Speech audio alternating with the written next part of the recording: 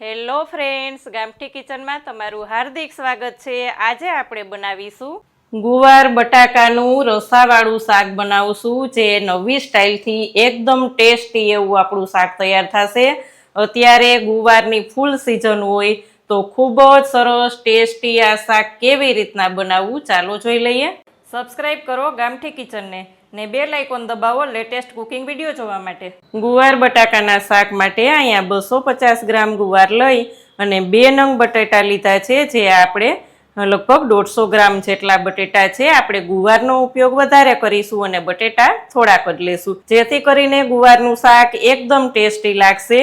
અહીંયા આપણે ઢાબા સ્ટાઇલ એકદમ સરસ રસાવાળું પણ થોડુંક કરશું અને મસ્ત એવું ગુવારનું શાક તૈયાર કરીશું। તો તેના માટે અહીંયા આપણે ગુવારને ધોઈ અને કોરો કરી અને લઈ લીધો છે અને બટાકાને આ જ રીતે આપણે પાણીમાં સમારી લેવાનું છે, જેથી કરીને કાળું ન પડી જાય। તેના માટેનો આપણે સ્પેશિયલ મસાલો બનાવી લઈએ। તેના માટે અહીંયા આપણે 2 ટેબલ સ્પૂન સિંગદાણા, 1 ટેબલ સ્પૂન સફેદ તલ અને ઘરમાં રહેલું કોઈ પણ ફરસાણ તમે લઈ શકો છો। અહીંયા મારે ચંપાકલી ગાંઠિયા ઘરમાં અવેલેબલ હતા એટલે તે હું લઉં છું અને બધું જ એક મિક્સર જાર લઈ અને તેમાં હું ક્રશ કરી લઈશ।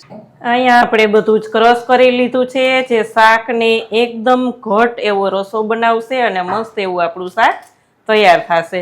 હવે આપણે લસણની પેસ્ટ બનાવી લેશું। 2 નંગ ટામેટાને લઈને મેં ખમણી લીધા છે અને અહીંયા આપણે 10 થી 12 કળી લસણની લઈ તેમાં લાલ મરચું પાવડર અને નમક નાખી અને ખાંડણી દસ્તામાં તેની પેસ્ટ બનાવી લીધી છે, જેથી કરીને તેનો ટેસ્ટ ખૂબ જ સરસ આવે। અહીંયા આપણે થોડુંક દરદરું એવું જ પીસી લીધું છે। શાક માટે અહીંયા આપણે લાલ મરચું પાવડર 1 ટીસ્પૂન, હાફ ટીસ્પૂન હળદર પાવડર, 1 ટેબલ સ્પૂન ધાણા જીરું પાવડર, સ્વાદ અનુસાર નમક, 1/4 ટીસ્પૂન ગરમ મસાલો અને શાકને એકદમ સરસ ખાટો મીઠો ટેસ્ટ આપવા માટે 1 ટીસ્પૂન ખાંડ લેશું અને બધું જ એક પેસ્ટ જેવું બનાવી લેશું, જેથી કરીને તેલમાં આવતા પેસ્ટ બળે નહીં અને તેનો ટેસ્ટ એકદમ સરસ આવે।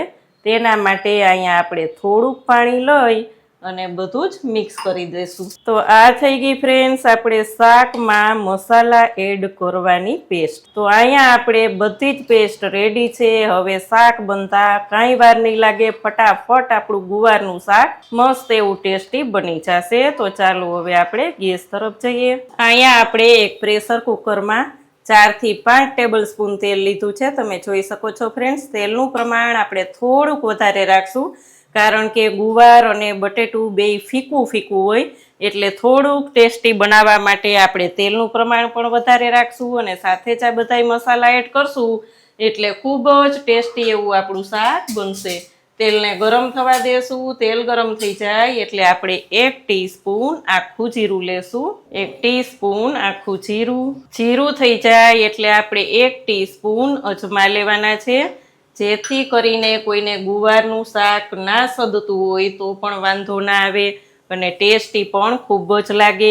ચપટી હિંગ લઈ લેશું અને તેમાં જ આપણે લેવાની છે લસણની પેસ્ટ, જેથી કરીને લસણનો કાચો ટેસ્ટ ના રહે। તો અહીંયા આપણે લસણની પેસ્ટ લઈ અને સાતળી લેશું। લસણની પેસ્ટ સાતળી લીધા પછી તેમાં જ આપણે ટામેટું એડ કરી દેશું। જલ્દીથી ટામેટું ચડી જાય તેના માટે આપણે થોડુંક નમક લેવાના છીએ, કારણ કે પેસ્ટમાં આપણે નમક લીધું છે એટલે ખાસ ધ્યાન રાખવાનું વધારે ના થઈ જાય। અહીંયા આપણે તેલ છૂટું થાય ત્યાં સુધી ટામેટાને થવા દેશું। અહીં જોઈ શકાય છે ફ્રેન્ડ્સ, આપણું એકદમ સરસ તેલ ઉપર આવી ગયું છે, તેલ છૂટું પડી ગયું છે અને ટામેટું પણ આપણું એકદમ સોફ્ટ એવું થઈ ગયું છે। તે જ દરમિયાન આપણે લઈ લેવાનું છે જે મસાલાની પેસ્ટ બનાવેલી હતી તે લઈ લેશું અને તેમાં થોડુંક પાણી એડ કરી અને બધું જ લઈ લેશું। 2 મિનિટ થવા દેવાનું છે। 2 મિનિટ થઈ જાય એટલે આપણે જે બનાવેલું હતું ગાંઠિયા અને સિંગદાણાનો બધું પાવડર તે લઈ લેશું। અહીં જોઈ શકાય છે ફ્રેન્ડ્સ, એકદમ ઘાટો એવો આપણો રસો મસ્ત તૈયાર થયો છે। તેમાં જ આપણે થોડુંક પાણી એડ કરી દેશું. આને પણ આપણે 2 મિનિટ થવા દેશું. 2 મિનિટ પછી આપણે ગુવાર અને બટેટાને લઈ લેવાના છે. તો અહીંયા આપણે બંને લઈ લેશું. બધું જ સારી રીતે મિક્સ કરી દેશું. અહીંયા હજી થોડાક પાણીની મને જરૂર લાગે છે, તો સાઈડમાં હું થોડુંક પાણી ગરમ કરી અને અડધા વાટકા જેટલું લઈ લઈશ. અહીંયા આપણે થોડુંક ગરમ પાણી લઈ લેશું, અડધી વાટકી જેટલું, જેથી કરીને ગરમ પાણીથી આમને બધું ગરમ ને ગરમ હોય એટલે એકદમ ટેસ્ટી એવું શાક બને. જો ઠંડુ પાણી લઈએ અને પેલું બધું ગરમ હોય તો વળી પાછી બધી પ્રોસેસ ઠંડી પડી જાય અને શાકનો ટેસ્ટ બરાબર આવતો નથી. અહીંયા આપણે કુકરનું ઢાંકણ બંધ કરી અને 3 વિસલ આવવા દેશું. કુકરનું પ્રેશર પૂરું થવા દેવાનું છે અને ઢાંકણ ખોલીને જોશું તો એકદમ સરસ એવું આપણું શાક તૈયાર થઈ ગયું છે. ઉપરથી આપણે ધોઈ અને ફ્રેશ લીલા ધાણા લઈ લેવાના છે અને રોટલી સાથે સર્વ કરી લઈએ. ફ્રેન્ડ્સ, તૈયાર થઈ ગયું છે આપણું શાક. રોટલી, સંભારો, દહીં, પાપડ અને સાથે લઈ લેશું છાશ. તો કમેન્ટ કરીને મને ચોક્કસ કહેજો આજનો વિડીયો તમને કેવો લાગ્યો, કેવી લાગી રેસીપી. જો સારી લાગે તો વિડીયોને લાઈક ને શેર કરજો. ચેનલમાં નવા હોય તો સબસ્ક્રાઈબ કરીને બેલ આઇકોન પ્રેસ કરજો. આવજો ફ્રેન્ડ્સ.